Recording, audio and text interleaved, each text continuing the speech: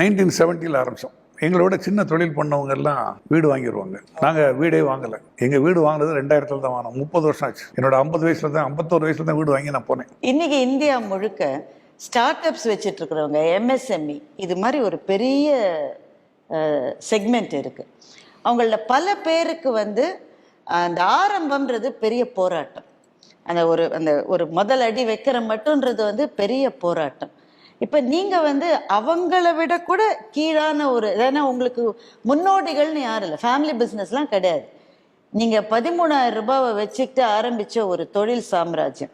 இந்த நிலையிலேருந்து அவங்கள பார்க்குற போது அவங்க என்ன தவறு செய்யக்கூடாது, இல்லை அவங்க என்ன செய்யணுன்றதை நீங்கள் அவங்களுக்கு கைடன்ஸாக சொல்லுவீங்க? 2 சமாச்சாரம். நீங்கள் accountants never start any business. ஏன்னா கணக்கெல்லாம் ரொம்ப கரெக்டாக தெரியும். அதாவது அவங்க எல்லாத்தையும் அனலைஸ் பண்ணுவாங்க. குறைகளை தான் கண்டுபிடிக்க. இல்லை, அனாலிசிஸ் லீட்ஸ் டு பெராலிசிஸ்.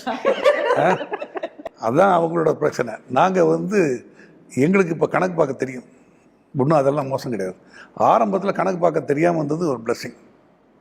கண்மூடித்தனமான ஒரு தைரியத்தில் தான் போனோம். It was a blind risk. But later we converted it as a calculated risk. இப்போ ரிஸ்க் எடுக்கிறோம், இது கால்குலேட்டட் ரிஸ்காக இருக்கும், கண்டிஜென்சி இருக்கும். இதில் ஃபெயில் ஆச்சுன்னா என்ன செய்யணுன்றது நமக்கு தெரியும். இப்போ நீங்கள் சொன்னீங்க இல்லையா, ரிஸ்க் எடுக்கிறதுன்றது ஒரு முதல் தடவை கொஞ்சம் தயக்கமாக இருக்கும். இது ஒரு கோல்டு வாட்டரை முதல் டப்பா தண்ணி ஊற்றும் போது ஒரு சின்ன ஷிவரிங் இருக்கும். 2வது 3வது டப்பா ஊற்றிட்டிங்கன்னா அந்த ரிஸ்க் ஒன்றுமே தெரியாது. ஓ, இது ஒரு புதுசாக இருக்கா, ரிஸ்க்கு பார்த்துட்டு போயிடுவோன்ற மாதிரி வந்துடும். இது பழக்கத்தில் வர்றது.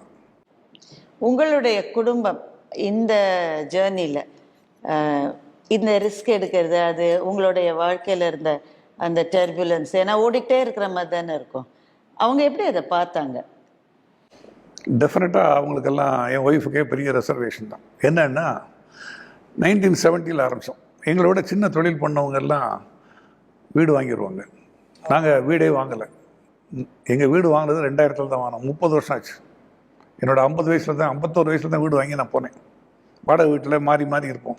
வாடகை வீட்டுக்காரங்களோட ப்ரெஷர் கொஞ்சம் இருக்கும். யாராவது கல்யாண பத்திரிக்கை வைக்க வருவாங்க. பத்திரிக்கை வச்சுட்டு போகும்போது இவ கதவை மூட போனான்னா என் ஒய்ஃபு இவ காது கேட்கவே பின்னால் வர்றதே தெரியாமல் சொல்லுவாங்க. வியாபாரம் இன்னும் பெருசாக சொல்கிறாங்க, ஆனால் இவங்க வாடகை வீட்டில் தானே இருக்காங்க அப்படின்ட்டு போயிடுவாங்க. அன்னைக்கு பூரா எங்கள் வீட்டில் பட்டாசு வெடிக்கும்.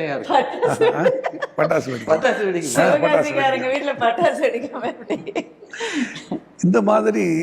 அதே மாதிரி இப்போது என் மகளுக்கு கல்யாணத்துக்கு நகை செய்கிறாங்க, எல்லாரும் செய்கிறாங்க, அவங்க வாங்குறாங்க, இவங்க வாங்குறாங்க. ஒரு மிடில் இன்கம் பீப்புள் கிராஜுவலாக சேர்ப்பாங்க.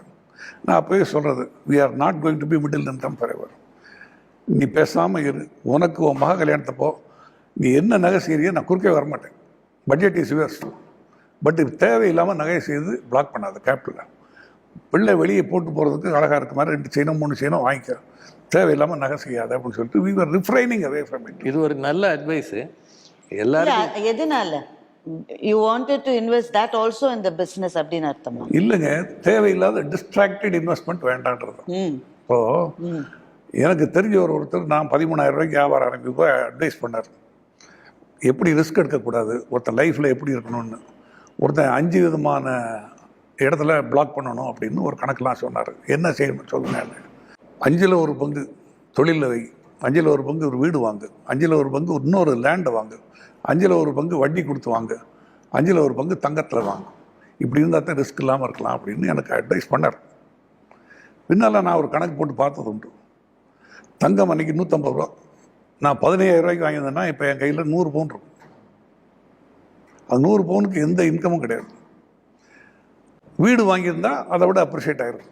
நான் எல்லாத்தையும் கணக்கு போட்டு பார்த்தேன். 15,000 ரூபா நம்மகிட்ட இருந்திருந்தால் அன்றைக்கி இப்போ அவர் சொன்ன மாதிரி நான் இன்வெஸ்ட் பண்ணியிருந்தா இன்றைக்கி என்னோடய நெட்ஒர்த் குறைஞ்சது ஒரு 16 கோடி ரூபா இருக்கும். 16 கோடி. ஆமாம். நான் சொன்னது வட்டி கொடுத்து வாங்கிட்டு அதில் எந்த நஷ்டமும் வரக்கூடாது.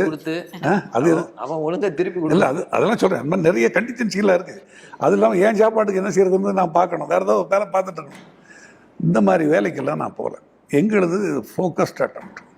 அதாவது ஆங்கிலத்தில் ஒரு பழமொழி உண்டு, keep eggs in different basket அப்படின்னு. நம்மளை பொறுத்தவரை keep all eggs in one basket, take care of it. நம்ம எல்லா பிரித்து எல்லாம் நம்ம பண்ணுறதில்லை. And we were focused. அதில் ஒன்றும் டிஸ்ட்ராக்ஷனே கிடையாது.